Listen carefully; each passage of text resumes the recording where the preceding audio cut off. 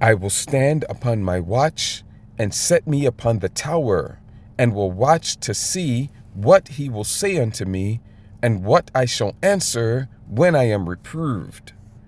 And Yahweh answered me and said, Write the vision and make it plain upon tables, that he may run that readeth it. For the vision is yet for an appointed time, but at the end it shall speak and not lie. Though it tarry, wait for it, because it will surely come, it will not tarry.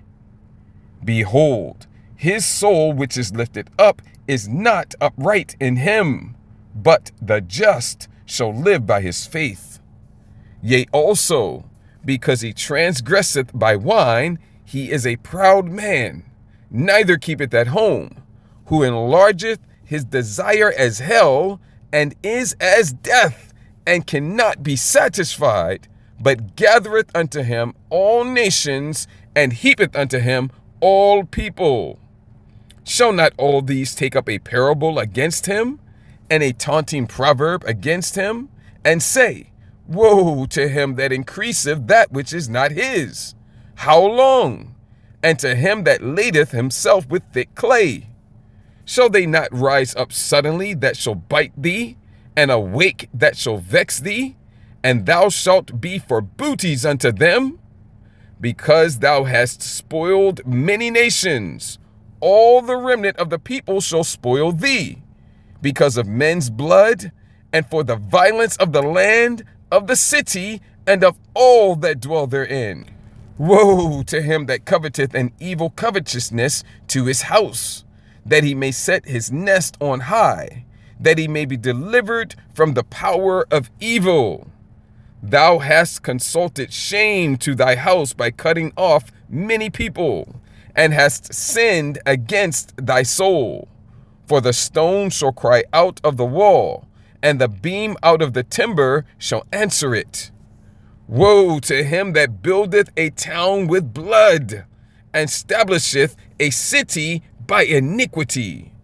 Behold, is it not of Yahweh of hosts that the people shall labor in the very fire, and the people shall weary themselves for very vanity?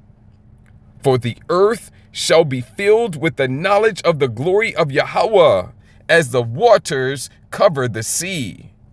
Woe unto him that giveth his neighbor drink, that puttest thy bottle to him, and makest him drunken also, that thou mayest look on their nakedness. Thou art filled with shame for glory. Drink thou also, and let thy foreskin be uncovered. The cup of Yahweh's right hand shall be turned unto thee, and shameful spewing shall be on thy glory. The truth is that most of you are Epsteins, just minus the money. That's a fact. It's like when I was talking about Diddy last time, when the Diddy case was going on. This is the lifestyle, and this is the behavior that your culture applauds, and it endorses, and it teaches you to aspire to. I mean, most people are not going to go through the Epstein files to think about this. They're not going through the Epstein files to try to investigate, the possible architecture of private sector influence that he supposedly operated. They're not looking for that. What are they looking for? They're looking for salacious details about girls and about sex and about sadism and whatnot. Sex parties. That's what you're doing. Scouring through, trying to find the most lurid, the most lecherous, the most depraved information that you can, because you have an appetite for that. The truth is, you're not outraged, you're stimulated. Your whole culture is obsessed with this kind of thing. And your rich people, like I say, they're no different from you. They just have money. They just have the money and they have the power to live out what is actually, in reality, your collective fantasy in the West. And when one or two women who are victimized, from the multitude of women who were involved, when victims come forward, because the fantasy actually has consequences on real people. When you actually live it out in real life, the fantasy has victims. So when the victims come forward, then you express shock and you express outrage, which, if truth be told, is driven more by envy than by anything like a genuine conscience. And now you get to be the self-righteous mob, with your torches and pitchforks, storming the palace of the debauched aristocracy, whose lives and whose lifestyles you wish you had, but you don't have. And that's what makes you angry. I mean, be serious. How many music videos, think about this, how many music videos have you seen that are not set in a mansion or by a pool or on an island where you have some male performer who's absolutely submerged in an ocean of scantily clad women who are framed in that video as party favorites? No, you're hypocrites. You're hypocrites. You approve of that fantasy, you promote that fantasy, and you know perfectly well that the rich can and do live out this fantasy in real life, and it's all completely approved of, and it's all completely encouraged and aspired to in popular culture, because your popular culture is continuously in puberty. I said your popular culture is a teenage boy. Now, Epstein came from your culture. Clinton came from your culture. Musk, Gates, Summers, whoever else. Yes, everybody knew what Epstein was doing. No question about it. Of course they knew what he was doing. They were doing it too, and they still are. None of these people needed Jeffrey Epstein to provide this kind of thing for them. He was just one of their own, doing what they all do, and living out your collective Western degenerate fantasy.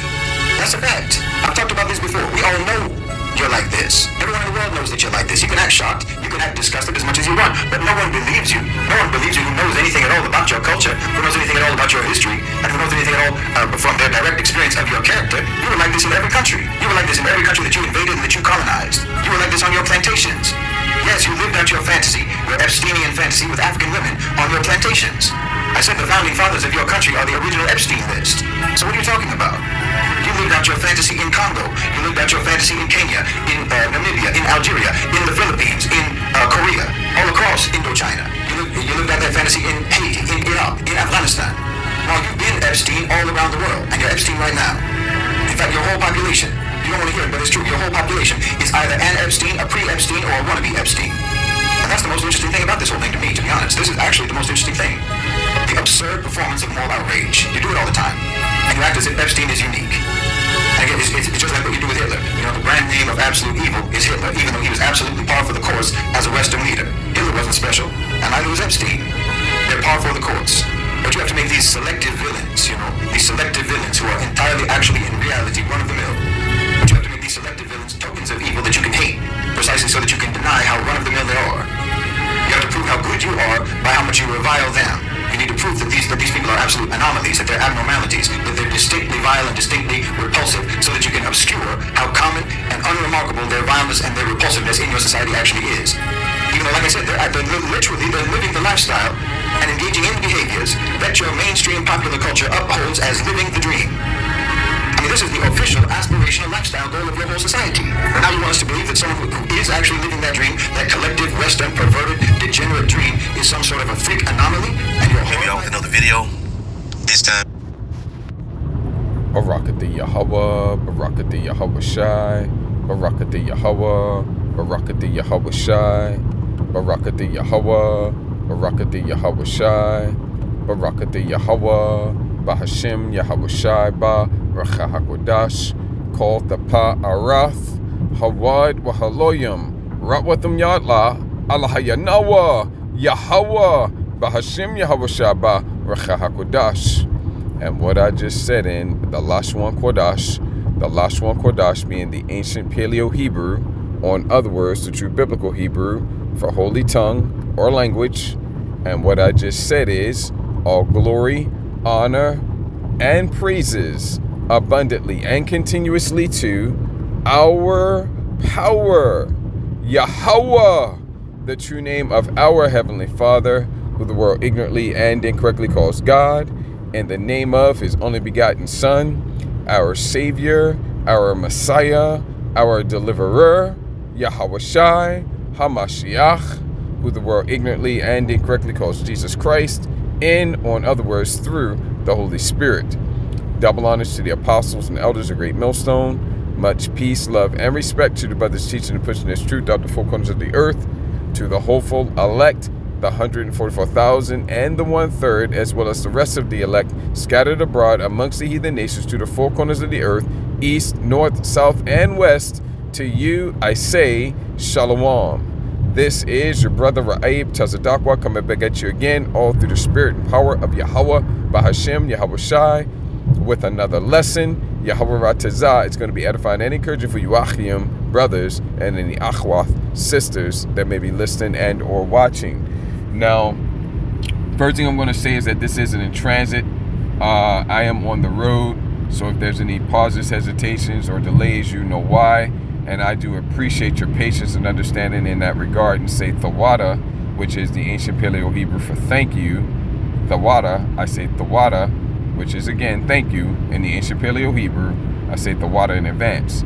Now, the next thing I'm going to say, second thing I'm going to say is that this is part 6 in an ongoing lesson series highlighting the hypocrisy of America, Babylon the Great, and also highlighting the rampant wickedness which is absolutely, completely, and totally saturating this world under the rulership of the biblical Edomites, which highlights that we are at the end of this age, meaning end time biblical prophecies are about to be completely fulfilled.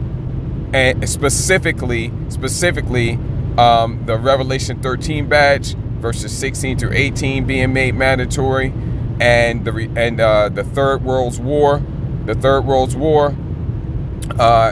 fully ramping up, fully intensifying, and culminating in all-out thermonuclear war. And simultaneous with that will be the return of who the world ignorantly and incorrectly calls Jesus Christ, which that thermonuclear war is the second death. Okay, that thermonuclear war, which is the end of the Third World War, which has already begun, already underway, already intensifying. Okay, already intensifying. The world is just waiting for Iran to be attacked, the biblical Persians. All right, and you also have the hostilities between North Korea and South Korea, China and Taiwan, Russia and Ukraine, let alone Iran and the Israelis over there. So, once it does intensify all the way and it goes to all-out thermonuclear war, Yahweh Shah HaMashiach is coming back simultaneous with that, and that all-out thermonuclear war in which all nuclear warheads will be fired, all nuclear missiles will be fired, will be shot from one end, and the missiles are going to fly from one end of heaven to the other, as the scripture says. That is the second death. And simultaneous with that is the return of who the world ignorantly and incorrectly calls Jesus Christ. These things are about to be fulfilled. And then there's a handful of other biblical prophecies, end-time biblical prophecies, that are going to be fulfilled right along with it. Okay, such as Isaiah 4:1, such as Tazara Ya'aiqab, that's another major one, the famine of the hearing of the word, and the like. Okay, a handful of other end-time biblical prophecy coming right along with those major ones there. Okay, so that's what this lesson series is highlighting. Okay, it's highlighting that, and we just played this clip of this, what I believe to be AI generated character here. All right, until proven otherwise, I believe he's AI generated. Don't know that for sure, but he made a lot of good points, and he was highlighting the debauchery of that has been brought to the attention of the whole planet due to the Berenstain Files. Let me give the fair use disclaimer. Fair use is allowed under U.S. law for educational, commentary, criticism purposes, and the like. And that's, of course, what we're using this clip for. I'm not profiting from it in any way, shape, fashion, or form. You see the original clip is off of TikTok. I don't know who uploaded that, but I'm going to give credit to the elder brother, the elder Manatazaba in Myrtle Beach. His YouTube page is GMS South Carolina 08.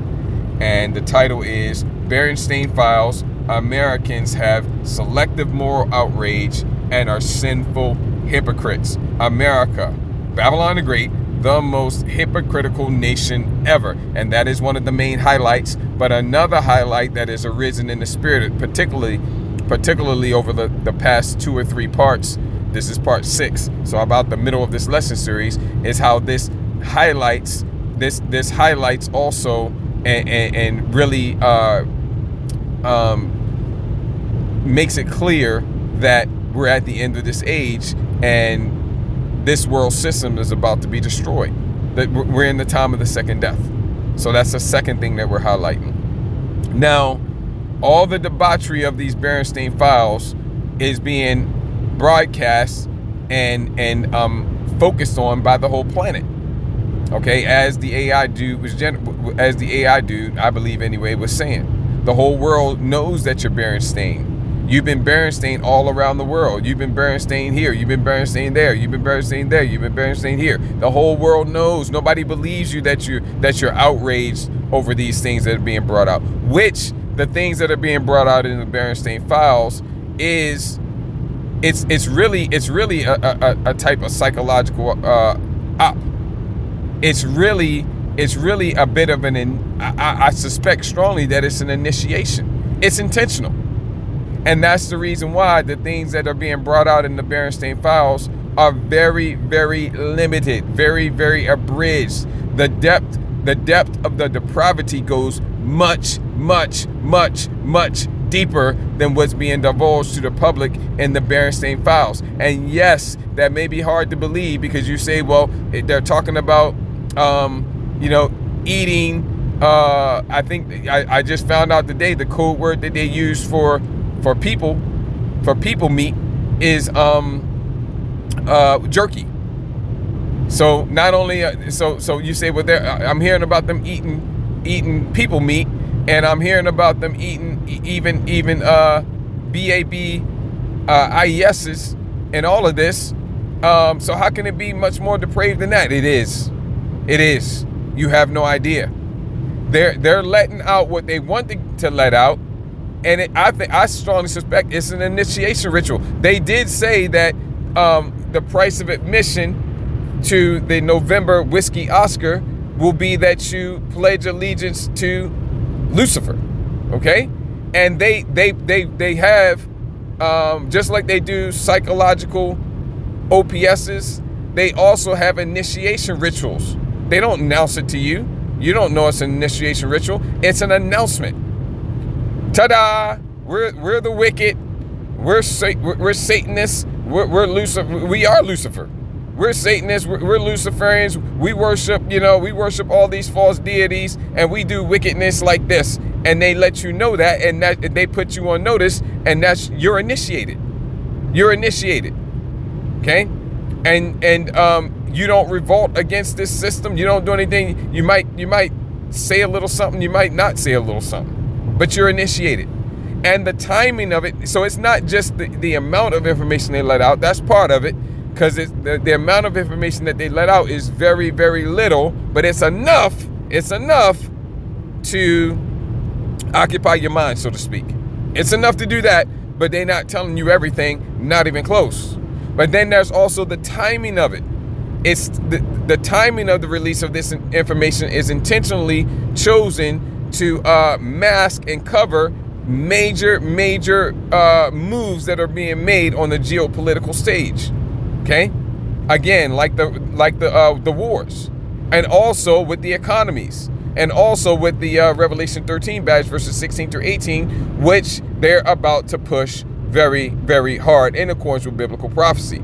So it masks that. It distracts you from that. So it's a well-timed, intentionally timed, tactically timed distraction, and it's also an initiation ritual, and it also satisfies you so you don't look any further. Okay? And they're initiating the masses into their wickedness. Because like the AI dude was saying, everybody's just all enthralled with the details, and the salacious details, and they're being initiated. And the world is being brought into the wickedness. Okay, it used to be more unknowingly, but these days it's more knowingly, because they sell it to the masses with the promise of pleasure, the promise of prosperity. Things are gonna go well for you if you're down with this, and they make it look fun and they make it look cool, etc., etc., etc., and they sell it to the masses. That's what they do. Okay? And so even with these things being the case, though, the question is, why is this so widespread? Why is this so widespread, so far-reaching? All right? Why is that? Okay? And the answer is because the people who, and I already hinted at it, the people who run the world are the biblical Edomites, and they are demonic. They worship the ancient pagan gods today. There is no new thing under the sun. The same pagan gods, the same witchcraft, the same demonic rituals, the same all of that's been going on since antiquity is still going on today. The people that run the world worship pagan gods. Okay? Demonic false deities. They worship these pagan idols. That is the reason why. Okay? And ultimately, when you really understand, they worship Satan. Okay, that is the reason why, and that's what it's talking about over here. We're going to touch on that Habakkuk 2. I'm going to try to keep that brief, but that's what it's talking about over here. They get their power from the left-hand side. Okay, they get their power through wickedness. Okay, so that's what it's talking about here in 2 Thessalonians 2 and 8, because this is the time we're in. And then shall that wicked, the W should not be capitalized. Okay, the wicked is Esau, and Esau you can refer to the Edomites in the singular by calling them by their forefather Esau's name, or you can refer to them in the plural by calling them the Edomites. Okay, it's the same thing, Esau, Edom. Okay, that's the wicked. And then shall that wicked be revealed, whom Ha'adawan shall consume with the spirit of his mouth. That's being done as the hopeful elect men of the Lord. Yahweh Razah, be counted amongst that number. I do hope, trust, and believe I am. As we bring out the truth about who this man is, Esau, Edom, all right, and what he's done, all the wickedness he's done and is doing, and what his future is according to Scripture. Okay, we bring all that out. Okay. That's him being consumed with the spirit of the mouth of Yahweh Shah Mashiach, and shall destroy with the brightness of his coming. That's next. You can read about that in Isaiah the 63rd chapter, start at verse 1. Okay, so that's who the wicked is. Okay, his coming. We got to get the next verse. Even him, even is Old English. Old English even is an equal sign. Okay, meaning, in other words, him. All right, for emphasis, him. All right, this is emphasis. Even him, in other words, him, or it's evil. It's even is an equal sign. Is it equals? Okay, the wicked is equaling him who's coming is after the working of Satan. Yeah, he's empowered by Satan. Satan is his god. Okay, all right, and so the god of the Edomites is Hashatan. Okay.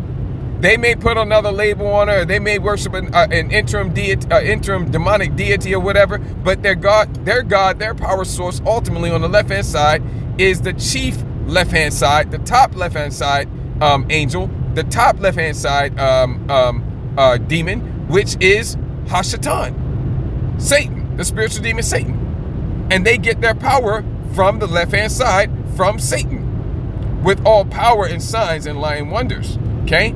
And so that's the reason why you got the Iranians over there.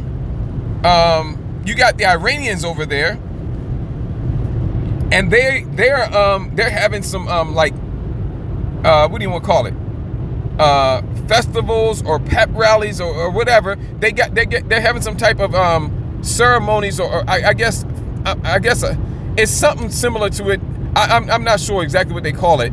But ceremony, let's just call it a ceremony. They're having some type of ceremonies over there in multiple cities, getting ready to go to war with America, Babylon the Great, and also the Israelis over there in the land of Israel, which are also Edomites, and they're getting ready to do that, and it's part of their ceremonies, preparing for that, psyching themselves up for that. This is just recently. This is this month. Okay, this month they have erected. And I'm just dealing with a heathen here that wants to keep me company. So let me try to lose this heathen here. All right, because it's hard to focus when I got to keep an eye on this one heathen that wants to be in my flank. All right, so let me just lose them if you'll bear with me briefly.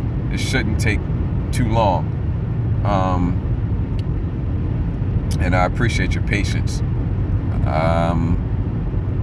And yeah, just they acting like they just don't want to pass. I've slowed down and they just don't want to pass. All right, so bear with me a second here. Okay. All right, appreciate your patience on that. Let me try to see where I left it. Yeah, they've been having these ceremonies, and they have erected, they've painstakingly recreated idols of Baal, and they burned them. They've burned these idols. They have, and as part of their ceremony, preparing to go to war with America, Babylon the Great, and Israel, the Israelis, which are not the true Israelites, they're actually Edomites as well.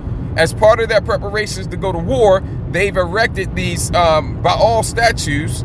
All right, and they're pretty good size too, and they burn them as part of their ceremony, in preparations for war.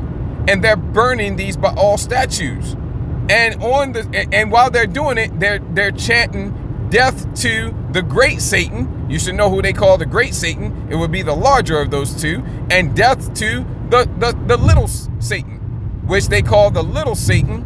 They call that the smaller of the two. Okay? America, Babylon the Great, and also the land of the Israelis over there in the land of Israel. Okay? And they're linking by all worship, and they're burning these statues. They're linking these idols. They're burning these idols. They're linking by all worship directly with the West, directly with America, Babylon the Great, directly with the Israelis over there in the land of Israel.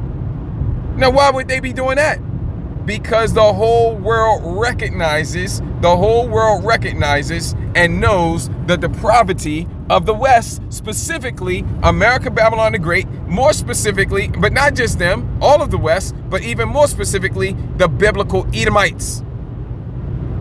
The whole world knows, it is not a secret, it is not lost on the world what these people are doing, and that they actually worship demonic, idolatrous, demonic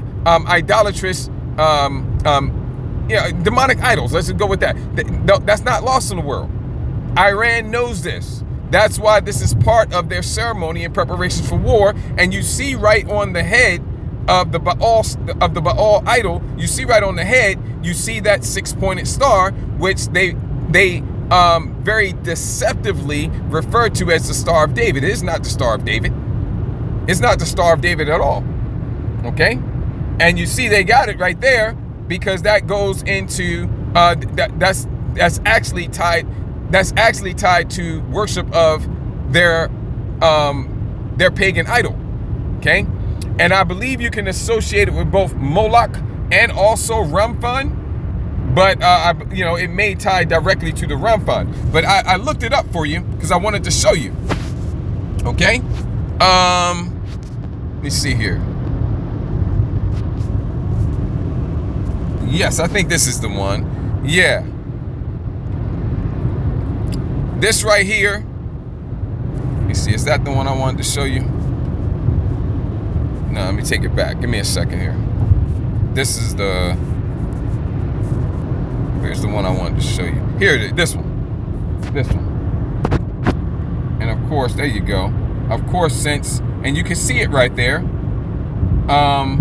Star of Ramphon. The Star of Ramphon, right?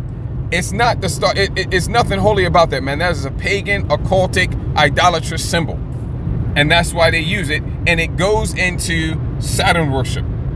It goes into Saturn worship. And it is mentioned in the scriptures. Okay? It is mentioned in the scriptures in Acts 7. And I want to say 43. Yes. Yea, ye took up the tabernacle of Moloch, right? Which Moloch, okay? This is all going into the things that are taking place on planet Earth today by the wicked elite and their underlings and their minions that rule the planet Earth, that rule the earth right now. And because the man who's ruling the earth right now is engaged in these types of activities, all right, as is the king, so are they that are under his rule. I'm paraphrasing the scriptures. All right, that vibration and that type of activity, that type of wickedness is saturated the whole earth. Okay, Moloch. Moloch goes into, you see there, the name of the idol god of the Ammonites, to which human victims, particularly young children, were offered in sacrifice. So Moloch is associated with CHILD, sacrifice. Okay? And what do you think is going on with all the missing children? I can't remember what the number was, but it's some. I want to say it's over 100,000 children that go missing in America, Babylon the Great, every year. Don't quote me on that, but it's a very large number of children that go missing. I can't remember what the number was, but it's a very large number of children that go missing. Okay, and America, Babylon the Great, is the largest 1, 2, 3, 4, 5, 6 trafficker of the world. What do you think's happening with all these children that are missing? And it isn't just children. You also have those that are young men and women as well. Okay? What's happening to all of them? Okay? Well, a number of things, but one of them is this. And that includes all the way down to those that freshly pop out of the womb. They're talking about it openly. And when they talk about it openly, that's an initiation for the masses. That's an acknowledgement. It's a declaration. It's a declaration. Okay? So Moloch is associated with sacrifice, the sacrificing of CHILDS's, right? DRES. You get me. DRENS's. Okay? And then you got Remphan right here. Okay? And they don't tell you a lot about that, but Remphan and that star goes into Saturn worship, which, by the way, is the reason why. That's the reason why the Israelis over there in the land of Israel, that's the reason why they say that the Sabbath is Friday sundown to Saturday sundown, because it goes into Saturn worship. Okay, which again is connected to Remphan and also Moloch, and that's why they use that 6-pointed star. Okay. Yea, ye took up the tabernacle of Moloch and the star of your god Remphan, figures which ye made to worship them, and I will carry you away beyond Babylon. Okay, so that's what this is going into, and that's the reason why they have that symbol. I don't need that right now. That's the reason why they have that symbol, Salakia, on the statue of Baal that they're burning over there in Iran. The whole world understands and knows that Baal worship is being conducted by those that run the world today, specifically America, Babylon the Great, and the West. Okay? And they push this wicked vibration all around the world. Okay? Something else I wanted to show you over here. Let's see here. There it is. Yeah, and also, you know, back in 2016, they temporarily erected a portion of an arch from an ancient temple of Baal. They created a replica of an arch from an ancient temple. I think it was Moloch, actually. Let me see. Let me read it. Because I can't remember. Yeah, Baal. But it goes into it's associated with sacrificing of young ones. Okay? Now, why would you ever erect such a thing in New York City? Okay? Why would you ever erect such a thing that is directly related to paganism, idolatry, and CHILD sacrifice? But they did. And here's the pictures of it. And this should be no surprise, because it's open common knowledge and has been for quite some time. You got a lot of satanic statues around America, Babylon the Great. Okay? You had a lot of them. Where's the, there it is. Okay? But this is it. From what I understand, it's supposedly not erected anymore. It was just temporary. But come on, man. Why would you ever erect such a thing? All right? In New York City. Because this world is run by Satanists. That's why. Okay? Which takes us back to this,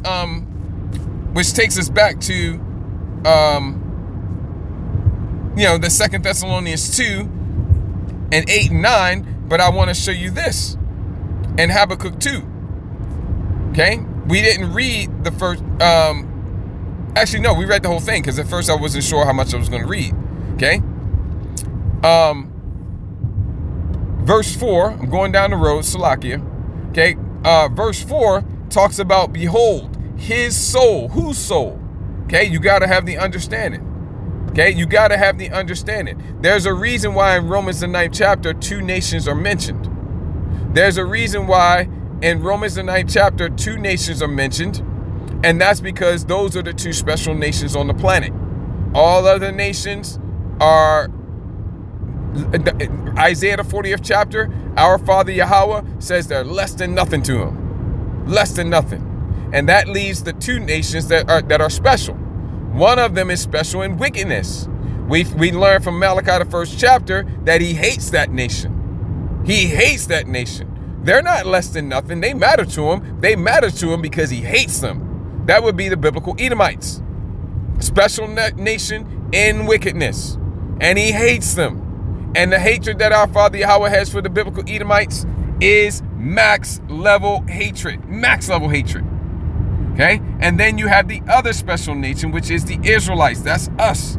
And we're the nation that he loves. So you got two nations. And that's what you have here in Habakkuk 2 and 4. Behold, his soul, which is lifted up, is not upright in him. That's talking about the nation that he hates, the biblical Edomites. Okay, who can make that straight what the Most High has made crooked? Proverbs 16 and 4. They are made and created to be the wicked. Okay? And then you have the nation that is special in righteousness. That's the second half of the verse. That's the reason why you have a but. A but is a fulcrum. And when you have a fulcrum, you have equal things, but they're opposite. Okay? In other words, they're on opposite sides, but they counteract each other, or they're kind of counterbalances. That's what a fulcrum is, like a seesaw. Okay? And if you have things that are balanced out, then it'll equal out. Right? And so you have on the one side, you have the nation that's special in wickedness. And then on the other side, you have the nation that's special in righteousness. That's us, the Israelites. But the just shall live by his faith. The Israelites live according to faith. The Edomites, their soul, their spirit, all right, which is lifted up with pride, is not upright. They are made crooked. They are bent. Okay? In other words, they're never going to be right. They're never going to do righteousness, which we go to Isaiah 26 and 10. Okay? Keep this in mind. Let favor be showed to the wicked, yet will he not learn righteousness. In the land of uprightness will he deal unjustly, and that's what they're doing. Because I told you, those Israelis over there in the land of uprightness, the land of uprightness is our Father Yahweh's favorite land, which is the land of Israel. The land of Israel is his favorite land. That is the land of uprightness. And those Israelis over there, they are Edomites. And over there in the Holy Land, what are they doing? Abomination.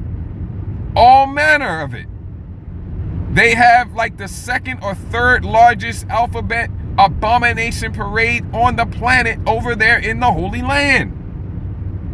They have kosher pig over there in the Holy Land. They're doing all these things that they talk about in the Berenstain Files. I'm sure of it over there in the Holy Land. They worship Baal. They worship Moloch. They worship Ramphon. They worship other pagan idols over there in the Holy Land. See, they've been shown favor, but they just will not do righteously. If you understand, it's because they cannot. Going back to the Habakkuk 2 and 4. Behold, his soul, which is lifted up with pride, you find that out in the next verse, is not upright in him. They are incapable of doing righteousness. Okay? Whenever they're given an opportunity to do righteousness, and they're given a golden opportunity to do righteousness because they're born into it, which happened twice, they abandon it. They depart. Okay? And we've covered that. See? This is the world. The world that we live in, the world that you live in is much, much, much, much more depraved and wicked and vile than you realize. Because they sell it to the world with prosperity, with pleasure, with fun. It's cool, right? But that's just it's clear that it's wicked, but it's a muted form of wickedness that they put into your face to sell it to you, and then later on it's revealed more and more and more the depravity of it and the prosperity that they sold you with, the fun, the pleasure that they sold you on it with, it diminishes and vanishes out of sight. Okay? That's what happens. Okay? The end of these ways are the ways of death. Okay? It tells you that right here. This man is as death. Okay? And the Rumble strip had to agree. This man is as death. And all right, he's as death. And his desire is as hell. Okay? Meaning the grave. And that's why it says next, he's as death. Okay? So that's the reason why this type of wickedness is pervasive and saturating the planet. That's the reason why. All right. So, and I'm just getting myself situated here on the road. There was something else I wanted to show you. You know, I think we can be good on that. Okay. He talked there in the video about colonizing. You know that everything he was talking about in that video is talking about the biblical Edomites that run this world, that worship Satan, that serve these pagan deities from antiquity, Moloch, Ramphon, Baal. They're worshiping them today. Okay, ultimately on the highest level, Hashatan, Satan. Okay, and when and he mentioned in there colonizing. Okay, who colonized the world? The Edomites. And if this isn't colonization, I don't know what is. Woe to him that buildeth a town with blood and establishes the city by iniquity. Put this with John 10 and 10. St. John 10 and 10. The thief cometh not before to steal, to kill, and to destroy. Anytime they show up on any land, okay, that's what they come to do. Put that with Micah 2 and 2. He coveteth a field and taketh it by violence. This is the man, Esau Edom, the so-called white man, generally speaking, the biblical Edomites, the bloodline descendants of Esau Edom. This is the man that's colonized the whole world. As the French colonized the whole world, as the Spanish colonized the whole world, as the British, and even continuing to colonize the world as the Americans, Babylonians, America, Babylon the Great. Look at what just happened over there to Venezuela. Okay? This is that man. This is colonization right here. Okay? And when you colonize, you don't go in there and make a request. You go in there and you take it. Okay? Woe to him that buildeth the town with blood. Bloodshed. Blood is shed. Much blood is shed. And establishes the city by iniquity. So yeah, you're going to have bloodshed and you're going to have wickedness and iniquity that you conduct to take that land and take that nation and establish another city. Okay? And it's all in vanity, because the Most High, you can put this with the second Psalm. Okay? Why do the heathen rage? The Most High is going to laugh at you and he's going to vex you. Okay? Put it with the second Psalm. Okay?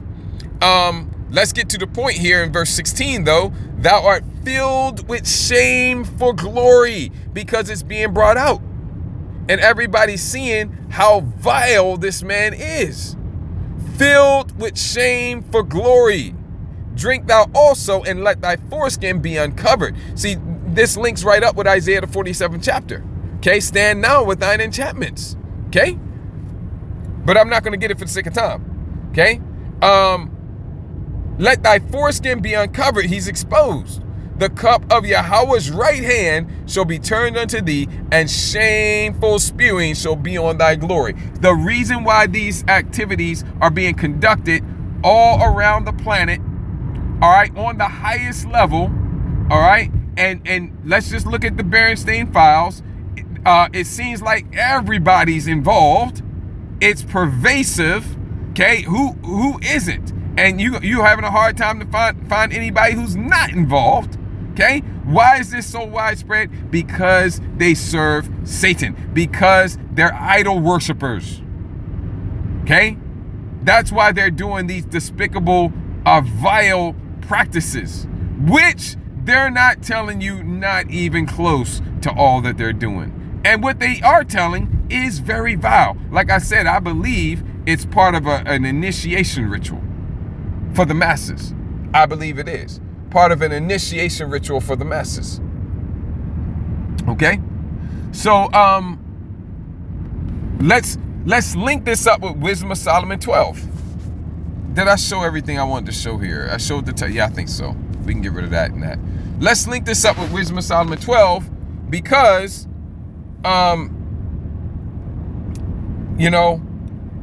this right here, in accordance with Ecclesiastes 1 and 9 and Ecclesiastes 3 and 15, there is no new thing under the sun. That thing which has been is now. Okay? And we've already covered this, so I'm going to move through it kind of quickly. I just want to link it up to Genesis. Okay? For it was thy will to destroy by the hands of our fathers by both those old inhabitants of thy holy land. This is talking about when our father was giving us the land, the holy land. Okay? You had the Canaanites in that land, and they were doing all manner of wickedness. Right? But wait a minute, Rahab, I thought we were talking about the Edomites. We are talking about the Edomites, but the Canaanites had a role to play in this. Okay? Whom thou hatest for doing most odious works of witchcrafts and wicked sacrifices. I'm going to run through this relatively briefly because we're touching on this and we've already covered it before. Okay? And I'm trying to get to the connection and basically bring it full circle and complete it. And also those merciless murderers of children. No new thing under the sun. They're doing these things today. Here, this is talking about the ancient Egyptians. Slakia, not the ancient Egyptians. There is a passage that talks about them, but this is talking about the Canaanites. Okay? And devourers of men's flesh.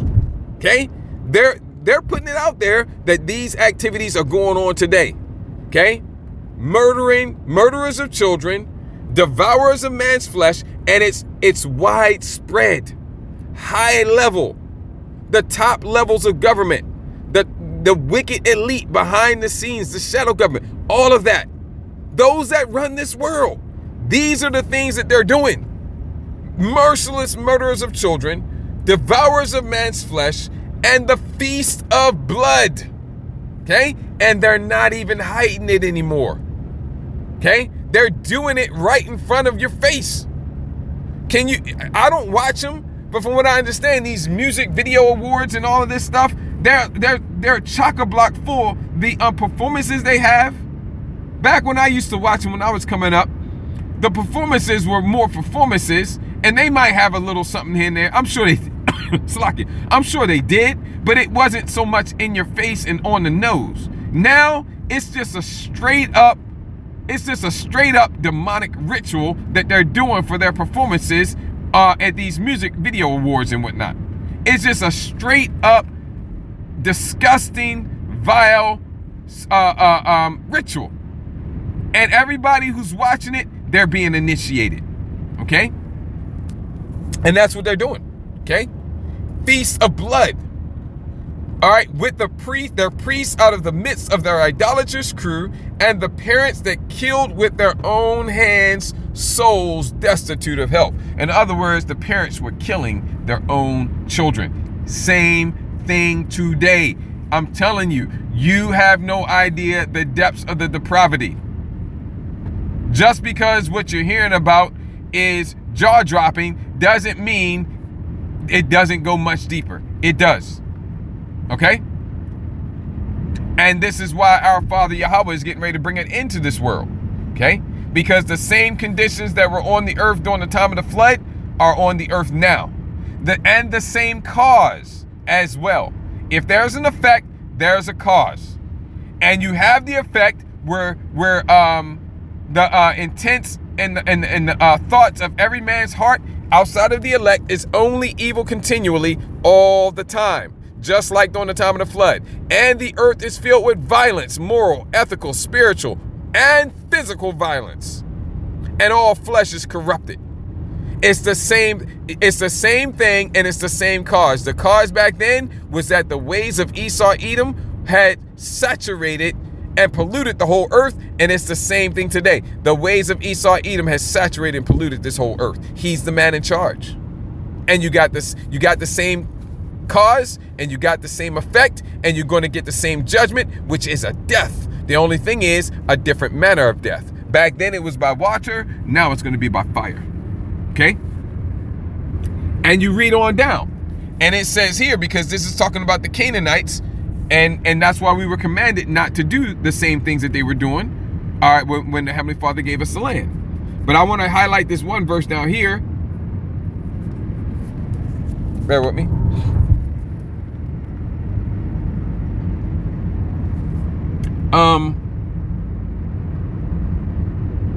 Gotta find it. I think it's, verse 10. But executing thy judgments upon them little by little, thou gavest them place of repentance. This is not talking about in the context of salvation. This is talking about in the context of avoiding the judgment that he was getting ready to bring on them in that situation and in that time. That's all it's talking about. Because repentance, as far as salvation is concerned, is only for Israel. Okay? Not being ignorant of that they were a naughty generation. The Canaanites. And that their malice was bred in them, and that their cogitation would never be changed. Why is that?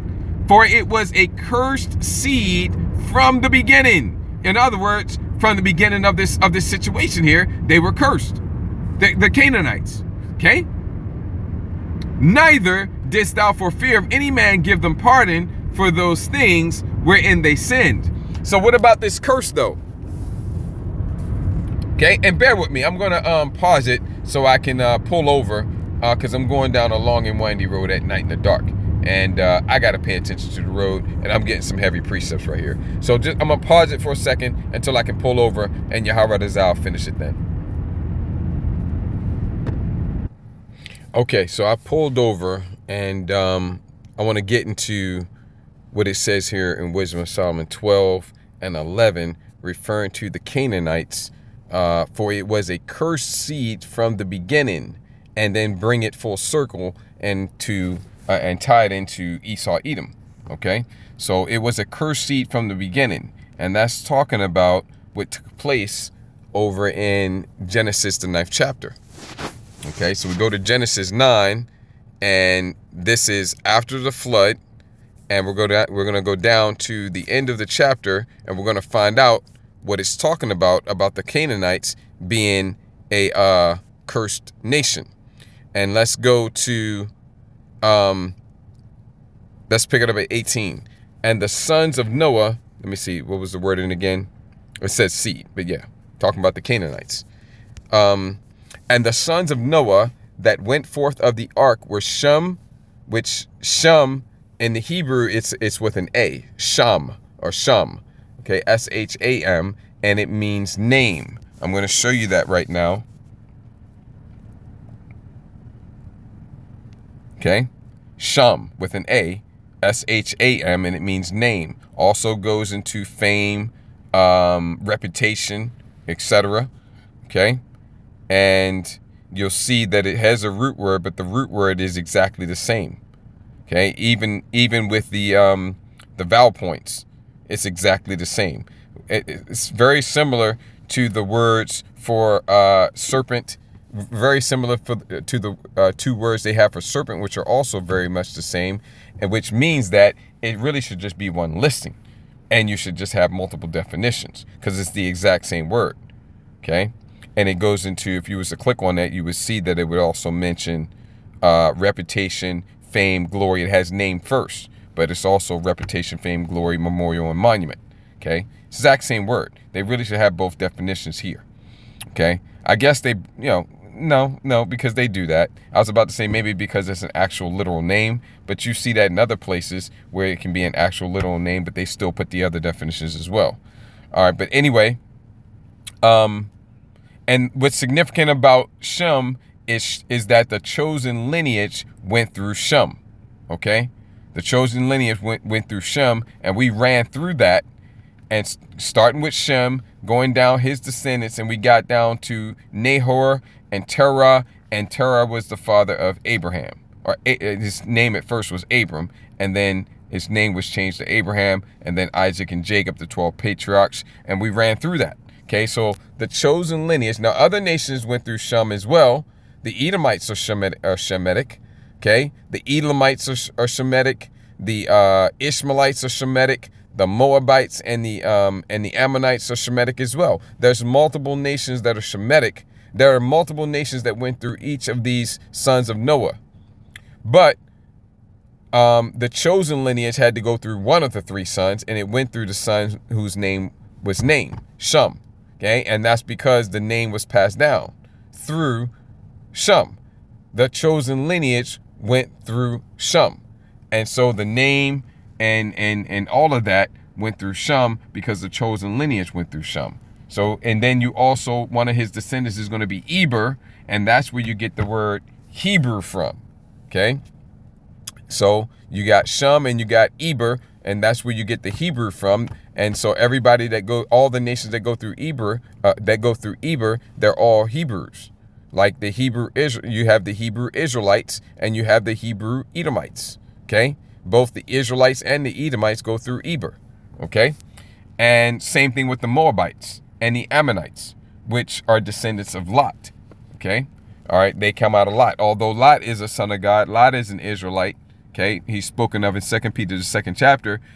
Two different nations came from his loins because the Most High had it set up to be that way. So all those nations are Hebrew nations. That's why it's important to say, we generally say we're sometimes we'll just be referred to as Hebrews, but we're specifically the Hebrew Israelites, because again, the Edomites, the Ammonites, and the Moabites are Hebrews as well. They go through Eber as well. Okay, so that's why it's important to say we are the Hebrew Israelites. But the chosen lineage went through Shem. Okay, that's why I wanted to spend a little time on it. You also had Ham, and you had Japheth. We're going to focus in on Ham. You see that at the end of verse 18 it says, and Ham is the father of Canaan, which the Canaanites were the people we were reading about over here in Wisdom of Solomon 12. They were in the land that our father Yahweh was given to us, the land of Israel. They were in that land. Okay, the land of Canaan. Okay, and the Canaanites were in that land, right? Ham is their forefather. Now he also had, you can read about the different descendants of these three sons over here in Genesis 10, right? But one of Ham's sons was Canaan. And it says here, these are the three sons of Noah, and of them was the whole earth overspread. Right, because all of the nations were destroyed in the flood. Genesis 7. And like 20, let's get 21 and 22. And all flesh died that moved upon the earth, both of fowl and of cattle and of beast and of every creeping thing that creepeth upon the earth, and every man, all in whose nostrils was the breath of life, of all that was in the dry land, died. And every living substance was destroyed, which is upon the face of the ground, both man and cattle, and the creeping things, and the fowl of the heaven, and they were destroyed from the earth. And Noah only remained alive, and they that were with him. Okay, so you had 8 souls, but all nations on the earth were wiped out in the flood. Okay, including the chosen lineage, including the sons of God, the descendants of Adam through Seth. All nations were wiped out, and only Noah was saved and his 3 sons, which preserved the chosen lineage. Because the chosen lineage, Noah was part of that chosen lineage down from Adam through Seth. So the chosen lineage was preserved through Noah. Okay? And then through Noah and his 3 sons, the chosen lineage continued through Shem, but all the other nations that had been wiped out, they all came back on the earth. Okay? And that's what I'm just showing you there. So when we go back over here, what's important to note is that since all the nations were wiped out and only the chosen lineage was preserved through Noah, then that means also that Cain's descendants were all wiped out. Okay? All the nations were wiped out, and that includes the descendants of Cain. They were wiped out. And as we've already covered in the previous parts, check out the previous parts. I think we got into this in part 3 and 4. Okay? Parts 3 and 4, we got into this. I think starting in part 3. All right. Reincarnation is biblical. Matthew the 11th chapter, verses 13, 14, and 15. I'm not going to go into it again. I've already covered it several times. Check out the previous parts. Matthew the 11th chapter, verses 13, 14, and 15. Easiest place to see it in the scriptures. Once you see it there, then maybe you'll be able to see it the other places because it's everywhere in the scriptures. Okay, but if you can't see it there, then hang it up because that's the easiest place to see it. Point blank, period, straight talk, plain speech.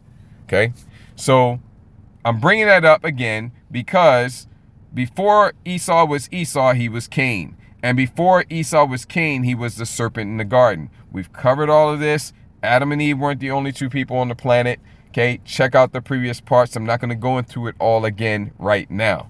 Okay, we're already at an hour, and I want to wrap this lesson series up if I can tonight. Okay, so check out the previous parts. I ran through all of that. Okay, broke down Genesis, the first chapter regarding the 5th day, and also touched on the 6th day. So all the confusion is cleared up. Check out the previous parts. Okay, I'm not going to go through it every part. All right, because I never finish. That's why. Okay, so before Esau was Esau, he was Cain, and before he was Cain, he was the serpent in the garden.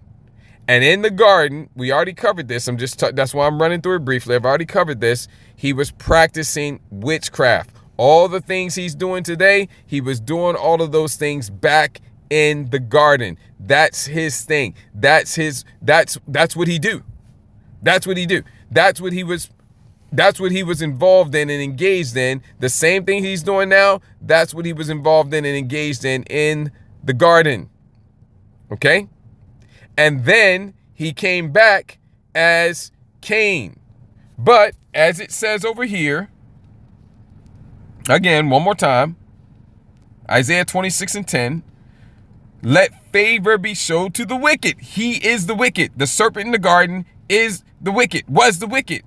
But the Most High did what? Showed favor to him. How did the Most High show favor to the serpent in the garden? That wicked man, the progenitor of the nation that would later be known as the Edomites. Esau himself, before he was Cain and before he was Esau. How did the Most High show favor to him? Well, the Most High had him be born as the first eldest son, top son to Adam. And Adam was given what? The ways of righteousness. The understanding of the ways of the Most High in righteousness. The laws, commandments, and statutes, which were oral at the time. So what does that mean? That means that Adam taught Cain, the wicked, who had been the serpent in the garden. Adam taught him the ways of righteousness. And in doing so, the Most High set Cain up for favor. He set the wicked up for favor. He showed him favor. Because if he sticks to the ways of righteousness, then it's gonna go well for him. The Most High told him as much in Genesis 4. If thou doest well. Okay, look at that. And Yahweh, verse 6, and Yahweh said unto Cain, why art thou wroth? This is the serpent in the garden in his next life. Okay, the man who was the serpent in the garden, he died, he came back as Cain. And the Most High is showing him favor. Why art thou wroth, Cain? And why is thy countenance fallen? If thou doest well. Yeah, I know what you did in the garden. Okay, but now I sent you back to be the eldest son of Adam. And he's trained you in the ways of righteousness. So if you do well, you ain't do well. But if you do well, you got an opportunity to repent now, you know. If thou doest well, shalt thou not be accepted? If you do well, Cain, I'm going to accept you. Wicked. You know, hey, wicked. I'm calling him his name because that's who I'm calling him wicked as his name because that's who he is. Hey, wicked. If you do well, you're going to be accepted. And if thou doest not well, sin lieth at the door, and unto thee shall be his desire, and thou shalt rule over him. And he didn't do well because he can't do well, because his soul, which is lifted up, is not upright in him. He can't. The Most High knows this. Just like we read over there in Wisdom of Solomon. What's it say again? It was talking about the Canaanites here, but it's more on a limited it's more of a limited context for them because they aren't the wicked. The Canaanites are Hamites. The Hamites are not the wicked. Oh, they wicked as hell. They do wicked, but they're not the wicked. So they're wicked as hell, but they're not the wicked. So it's more of a limited context. Okay. But it says here, in verse, what was that? 10. Okay. I'm gonna get the part that I'm looking for. Not being ignorant that they were a naughty generation and that their malice was bred in them. The Most High, that's not lost on the Most High. Okay. And it certainly isn't lost on the Most High with the wicked, which is Cain. He's not just being wicked. He's not just wicked as hell. He is the wicked. Okay. And so he was being shown favor here. But what happened? Well, he killed his brother Cain, and then he cried about his punishment, and he got a distinguishing mark, which that he was stripped of his melanin, so that everybody would know, well, hey, he looks different than any other nation on the planet. Those that are descendants of Cain, they look different. Everybody else is brown skin, different shades. All the nations are brown skin, different shades of brown. But Cain and his descendants, they're stripped of their melanin. That's the mark. That's the distinguishing mark. Okay. You look into it, it's a distinguishing characteristic. All nations were different shades of brown because we come from the ground, the earth. Okay? But the Most High made Cain and his descendants look different. A distinguishing mark. A distinguishing mark. Stripped them of his melanin so that he could never be missed, because they're the only people on the planet that look like that.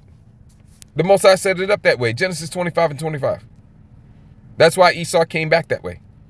That's why Esau came back. Esau, who had been the serpent in the garden and then came back as Cain, where he got the distinguishing mark, the Most High made that permanent. And so when he came back after the flood as Esau, he came back with that mark. That's why he came out red all over like a hairy garment. Didn't have any melanin. You could see his blood through his skin. Okay? So, okay?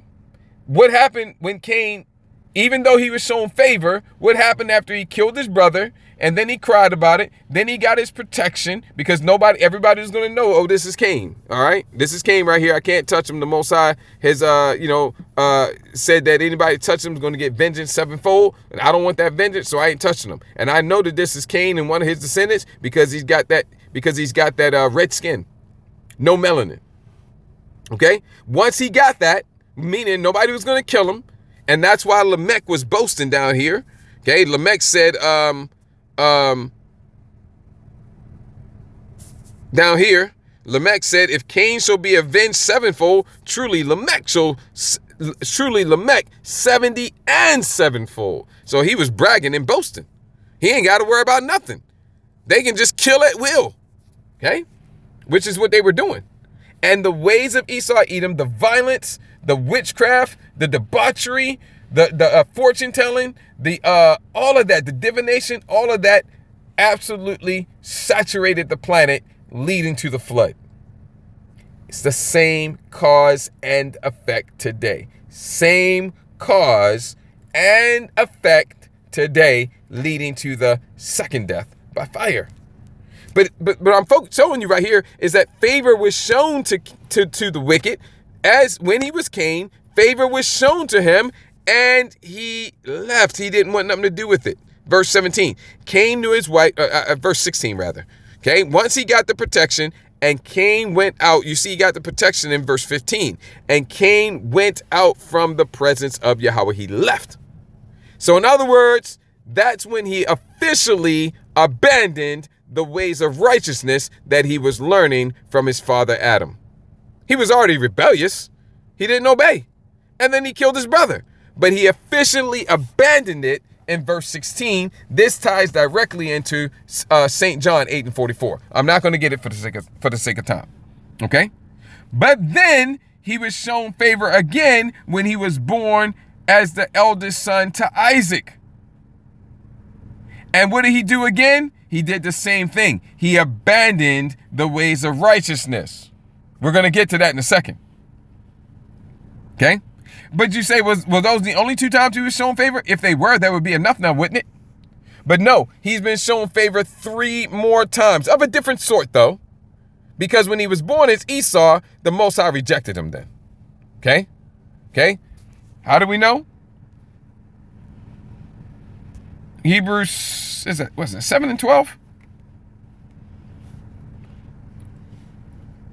Or 12 and 7?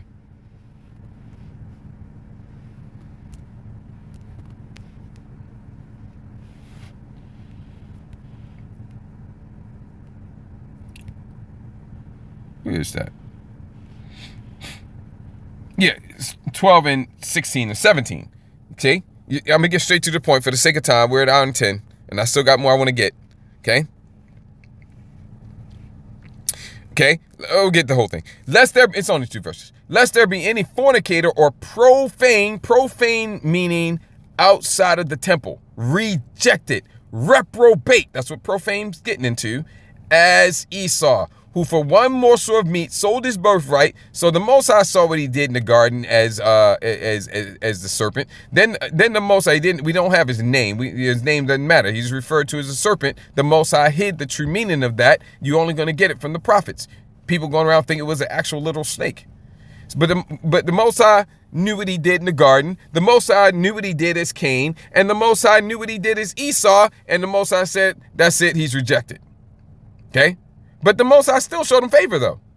3 times. Because he's been given rulership of not of the whole earth, but he's been given rulership, major empires to rule twice. And then a 3rd time, he's been given rulership of the whole world. And each time, he has royally fucked it up. The Most High has shown him favor 5 times. 2 times by being him born, 2 times by having him be born in a righteous lineage, and he messed it up both times. And then the last 3 times by giving him rulership. Greek Empire, ancient Roman Empire, and now the revived Roman Empire, which this one here is worldwide. And all he's done is maximize wickedness each and every time. So he's been shown favor 5 times in 2 different ways. Being born being born as a son in line for the blessing, in line for the birthright. And he's messed it up and abandoned it both times. And then 3 times where he's been given rulership of the planet as an opportunity to push some semblance of righteousness, and all he ever pushes is wickedness. Again, let favor be shown to the wicked, yet will he not do righteously. Okay? Okay? For you know that afterward, when he would have inherited the blessing, see, he was in line for the blessing. He was rejected. So he got rejected as Esau. But the Most High still showed him favor by giving him rulership as the Greeks. And, most nations only rule once, right? But he got rulership again as the Romans, back-to-back rulerships. Back-to-back. Okay? If you mess something up, it's the best opportunity to get it right is to jump right back on it. Because what you messed up is fresh in your mind. You can jump right back on it and get it right away, so that you don't get rusty. You don't kind of forget what you did wrong. You jump. I gave him back-to-back rulerships. He fucked it up both times. And then the Most High drove him up into the Caucasus Mountains for 1,000 years. And as soon as he came down, Revelation 20th chapter, he went out to deceive the nations of the earth and gather them from the 4 corners of the earth to the great battle. Okay, which is happening now. Okay, and then he got rulership of the whole world, which he has now, and he has all the technology at his disposal. And he's taken his wickedness and it reaches to the heavens. 5 times he's been shown favor. Okay? And he was rejected as Esau, but the Most High still showed him favor by giving him rulership 3 times. For he found no place of repentance, though he sought it carefully with tears. They can't repent. See? So that's what it's talking about here. When we go to that Isaiah 26. And 10, let favor be shown to the wicked, yet will he not learn righteousness. He's not interested at all in righteousness. He has no interest in righteousness. That's the reason why the world is the way it is today. Any righteousness that you think you see in this world is counterfeit, idolatrous. I'm not even going to call it righteousness. It's counterfeit and idolatrous. In other words, it's gross wickedness. Bring in Isaiah 5:20. Good for evil, evil for good. Darkness for light, light for darkness. Bitter for sweet, sweet for bitter. Upside down, backwards, bizarre world. True righteousness is called evil. Okay? True light called darkness, and vice versa. He has zero interest in true righteousness. In the land of uprightness, even in the Holy Land, will he deal unjustly and will not behold the majesty of Yahweh. Okay? No gratitude, no appreciation, no interest in the Most High showing him favor. Well, the Most High showing us favor. Maybe we should give it a shot. Maybe we should actually give it a good old honest Abe Lincoln try. Okay? Maybe we should try to just... No, he doesn't give a damn about any of that. See? Because he's made this way. His soul, which is lifted up in him, is not upright. So when we go back over here, okay, he got his protection and he bounced. So now, because he abode not in the truth. So when we go back over here to the Genesis 9, okay, they were all wiped out in Genesis 7. Cain and his descendants were all wiped out in the flood. Okay, and along with all the other nations, only the Salakia, only the chosen lineage was preserved through Noah, and then through Noah and his 3 sons came back all the nations that had been wiped out in the flood, including the Edomites, but they didn't come back right away. They had to come back. The Most High had it set up that they were going to come back on the scene a little later. Because they were going to, their forefather was going to be born with Jacob in the womb, twins. Again, Romans the 9th chapter. So the Edomites didn't come back on the scene right away. Okay? Yeah, the Edomites didn't come back on the scene right away. Okay? Most of the nations came back on the scene right away through Shem, Ham, and Japheth, right? The chosen line, we didn't have to come back on the scene. We were already on the scene through Noah. But the other nations, which had all been wiped out, most of them came back on the scene through Shem, Ham, and Japheth. All right? You know, Moab and Ammon came on the scene in the 19th chapter of Genesis. And then you had Jacob and Esau in the womb together in Genesis 25. So Esau came back in the 25th chapter. Well, all that time after the flood, from the time that the flood ended, all the way up until Esau, which was a number of generations, we ran through that lineage already, starting from Shem down to Arphaxad, Peleg, Eber, and all of them, all the way down to Nahor and Terah, and then Abram, and then Abram changed to Abraham, and then Isaac and Jacob came, and Jacob was in the womb with Esau. So all that time there, however many hundreds of years it was some hundreds of years, Esau, the wicked, okay, the devil that the Bible speaks of, the spirit, the Satan here on earth, the physical counterpart of the spiritual demon Satan here on earth, he wasn't on the scene. So I guess there's nobody doing all manner of wickedness then, because he's the wicked. He's the one that's his thing. Well, see, that's just the thing, though. You're right. That is his thing, but somebody was keeping it warm for him. Somebody or some nation, a group of people on the planet were stewards of wickedness while Esau was waiting to return back to the earth and reestablish his nation. Somebody was keeping the wicked seat hot for him. That's the Canaanites. And that's why we got to go to this Genesis 9 real quick. Okay? Because it's said over there in Wisdom of Solomon 12 that they were a cursed seed. Okay? Okay? And the sons of Noah that went forth of the ark were Shem, Ham, and Japheth, and Ham is the father of Canaan. Interesting. Puts that there. These are the 3 sons of Noah, and of them was the whole earth overspread. Right, all the nations came back through them, but not all of them right away. You got Moab and Ammon in chapter 19, and you got the Edomites in chapter 25.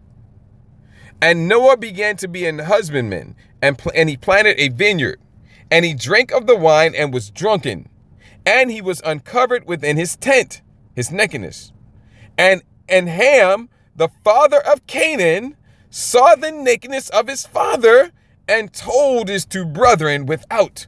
This was a great transgression. This was a great wicked thing to do. Okay? And you can contrast the behavior. Although Ham is not the wicked, okay? Because there's going to be levels in the kingdom for the nations. Okay? Most likely through the Spirit, the other Shemitic nations, which are heathen, the heathen Shemitic nations are going to be highest amongst the heathen nations. And then the Japhetic nations will be in the middle. And then you're going to have the Hamitic nations at the bottom, most likely. Or, we don't know that for sure. We'll have to see how it goes, right? But Canaan's going to probably be down at the bottom, okay, of the heathen nations. You could have some intermingling there, but we don't know for sure. But Ham is going to be most likely be towards the bottom, okay? But, they all have the benefit of being ruled by the righteous, though. So we don't know that for sure. We'll just have to see how it is when we get there. But there will be a rank and file amongst the nations as well. They're not all going to be on the same level. Okay?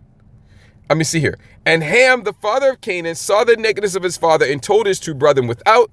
And Shem and Japheth took a garment and laid it upon both their shoulders. See, they're superior. Okay? Because they got more integrity, man. Okay? Shem and Japheth, when Ham saw his father's nakedness, and he broadcast it. Okay? And he may have even done some things to his father. The scripture isn't super clear on that, but what he did was very wicked, and he may have done more than what the scripture actually says explicitly. Okay? At the very least, he saw his father's nakedness. He gazed upon his father's nakedness. Because look, when it says here, the word saw in the Hebrew, okay? To see, look at, inspect. Okay? Inspect. I think some here it says gaze. Yeah, to look at, gaze at. Okay? Gaze at. So he didn't just see his father's nakedness and then quickly look away because he didn't know until he saw it. But as soon as he realized, as soon as he saw it, he was like, oh no, I don't want to see that. And he looked away. No, this wasn't like that.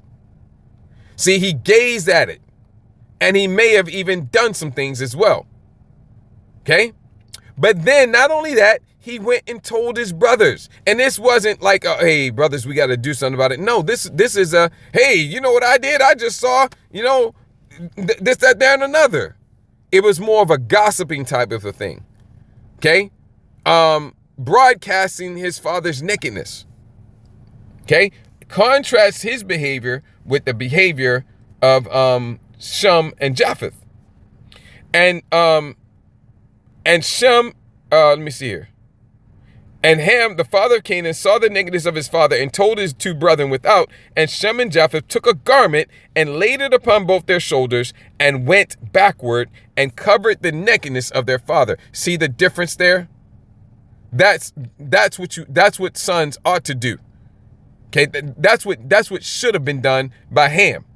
Okay. Now, I mean, if you happen to see it and you didn't know, and then you look away and then you address it, well, then that's one thing. But he didn't handle it that way.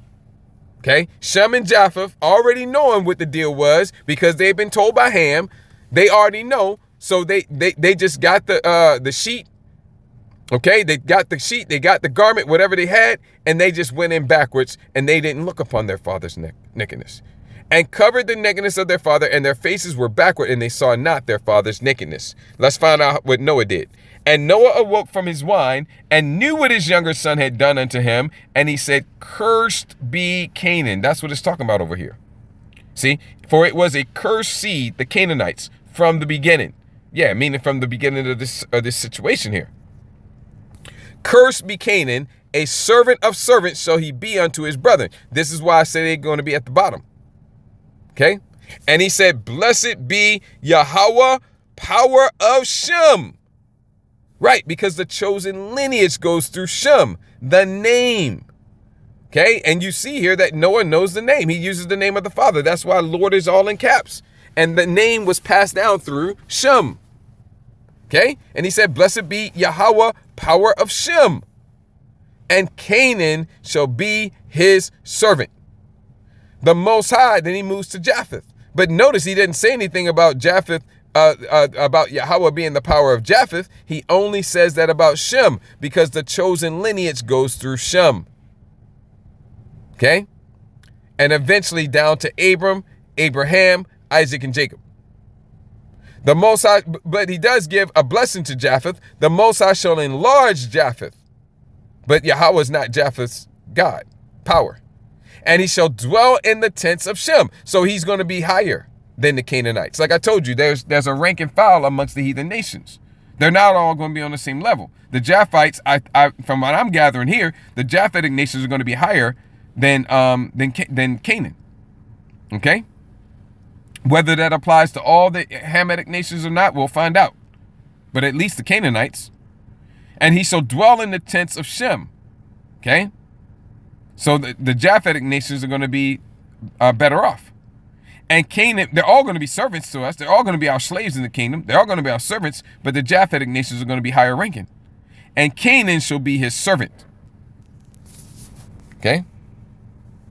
And that's what we needed here. So we see that they were cursed, and ultimately the Canaanites, they were the ones that kept the ways of wickedness hot and warm for the Edomites, while the Edomites were not on the planet. They weren't called Edomites at the time. They were called. They were. We don't know the name of their nation in the garden. We don't know the name of their nation there. We just know that Esau was referred to as a serpent. Okay. Then they were called the Canaanites, or not I won't say the Canaanites, the Canaanites maybe, or the descendants of Cain. And then ultimately they became the Edomites. Okay. So while the Edomites were off the scene because they've been wiped out in the flood, from the flood to Genesis 25, while they're off the scene, the Canaanites they pick up the mantle of wickedness and keep it warm as a steward of wickedness for the Edomites while the Edomites are not on the scene. But then when the Edomites come on the scene, Esau goes back and picks up what's rightfully his. And we read about that in Genesis 26. Because these are really, truly the ways of Esau, Edom. But even though Esau picks it back up,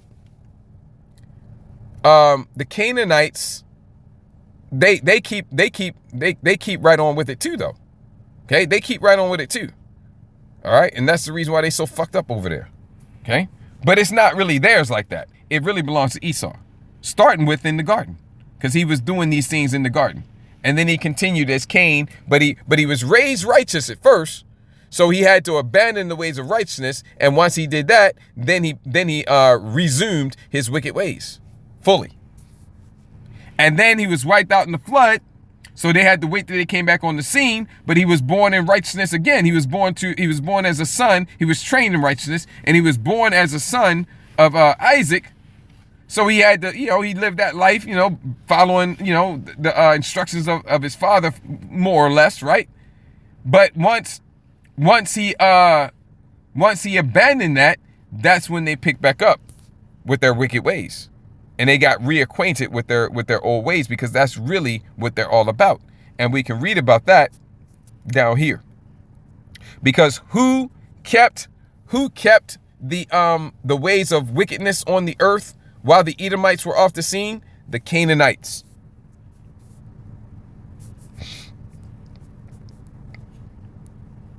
Look at this. And Esau was 40 years old when he took to wife Judith, the daughter of Berai, the Hittite, and Bashmath, the daughter of Elon, the Hittites.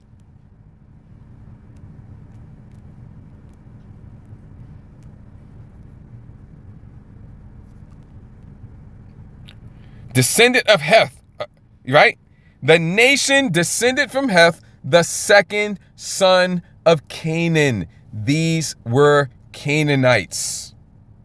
He took to him 2 Canaanite wives, 2 Hamitic, very dark-skinned Canaanite wives. Okay? And what do you think he learned from these wives? His old ways, which truly are his. When he took these Canaanite wives here, he took two of them. He took two of these Canaanite wives, and that's when he began to get reacquainted with the ways of wickedness that were truly his all along. And he picked it back up here from Canaan that kept it warm and nice and hot for him. And he picked it back up. And Canaan was like, well, we like this too. So they kept right on with it as well. But it truly belongs to Esau. And that's the reason why. And he learned it from his wives. And you know, he took them as wives. You know that he started to mingle with the Canaanites. And he picked it back up. Okay? Like an old friend that you've been missing a long time. Which were a grief of mine unto Isaac and to Rebekah. Why were these two Canaanite wives a grief of mine to Isaac and Rebekah? Because of all the wickedness and abominable acts that they were engaging in. And their son, Esau, was participating in that.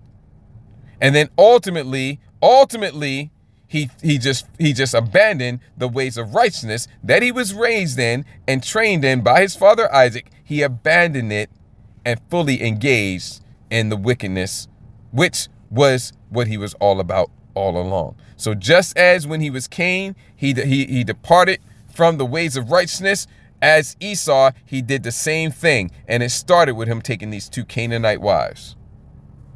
Okay? Because this is what he's all about. And that's the reason why the earth is filled with this Satanism, this idol worship, worshiping Rumfan, worshiping Moloch, worshiping Baal, and all the world knows it. All the world knows it. And this is also why the earth is filled with violence. All flesh is corrupted. And the masses are being indoctrinated. And the thoughts and intents of the hearts of man are only evil on the face of the earth continually. Which is exactly the way it was during the time of the flood. Not 27, 24. But as the days of Noe were, okay, and everything I just told you, that's how it was before the first death, the flood, so shall also the coming of the Son of Man be.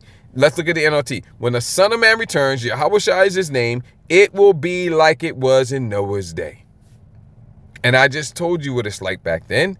I told you the cause. The cause was Esau Edom and his ways polluting the whole earth. And I told you it's the same way today. It's the same cause. Esau Edom, this time he's in control. He's in rulership of the earth. And just like back then, his ways are polluting and saturating the whole earth today. Violence filling the earth. All flesh corrupted. Okay? D into the A, altering foods, altering shoulder pops. Okay? All right? They're common. Esau in his witchcraft medicine commonly uses animal DNA in various different treatments. Okay? And it's not just that. The shoulder pops, and he's putting it in the food, altering the DNA. Okay? All flesh is corrupted. Violence is filling the earth. The thoughts and intents of and the hearts of all men is only evil continually outside of the elect of the nation of Israel. It's the same thing today. So what's that mean? The Most High is getting ready to bring the second death, which is by fire. For as in the days that were before the flood, they were eating and drinking, marrying and giving in marriage until the day that Noah entered into the ark and knew not, no clue. They didn't believe. And since they didn't believe, they didn't fear. And since they didn't fear, they had no idea they were all about to be drowned, which is a terrible way to die. And knew not, I wonder, is it going to be this? Is it not going to be? Is it the same in this time? Absolutely. And knew not until the flood came and took them all away. So shall also the coming of the Son of Man be. It's just like that today. And we're in the time of the second death, which is by fire, and simultaneously with that thermonuclear fire, which is the second death, the return of who the world ignorantly and incorrectly calls Jesus Christ, the one and only, the true begotten Son of Yahweh, of the Heavenly Father Yahweh. His name is Yahweh Shai. He's coming back simultaneously with the second death, simultaneously with the thermonuclear fire, and he's going to destroy the kingdoms of the heathen, wage war in righteousness, and deliver his elect. Our deliverance and salvation is simultaneous with the thermonuclear destruction, as it is written, and yet shall the righteous scarcely be saved. Okay, this is the time we're in.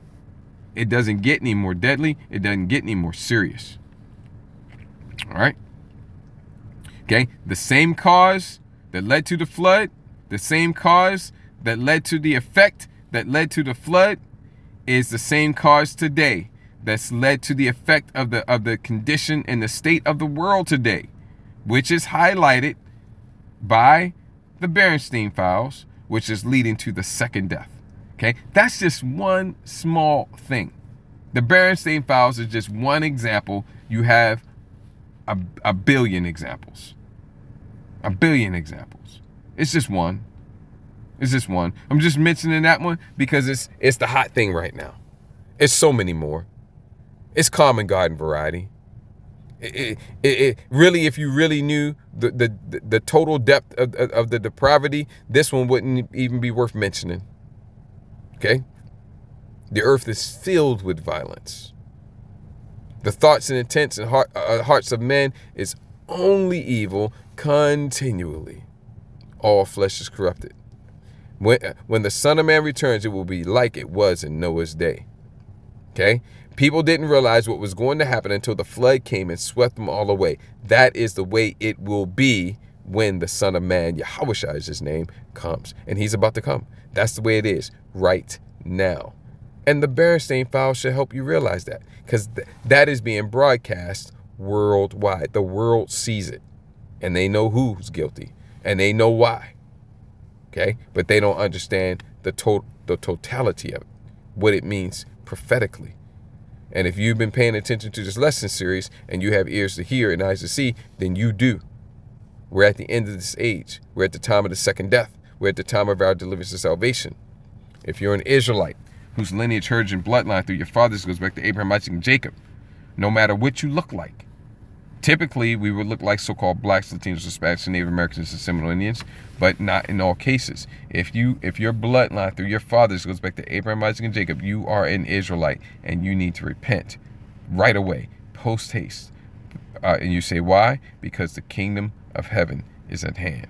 And so with that, I'm going to go ahead and wrap this up. Before I do, I'm going to give all glory, honor, and praises to Yahweh, Ba'ashem Yahweh Shabbat, B'chak Wadash, double honors to the apostles and elders, great millstone, much peace, love, and respect to the brothers teaching, pushing this truth out the four corners of the earth. Adawam Radazaz, that's what's edifying and encouraging to you, Achim, and any Achwaf that may be listening and or watching. Ayashmi Akona, Azanim L'Shemai Shemai. Let him who has ears to hear, Kwam Yasharala, Baba Kushad, Abad, Baba Aitha, we'll call Adawam. Shalom Nahabacharim, peace to the elect. Shalom.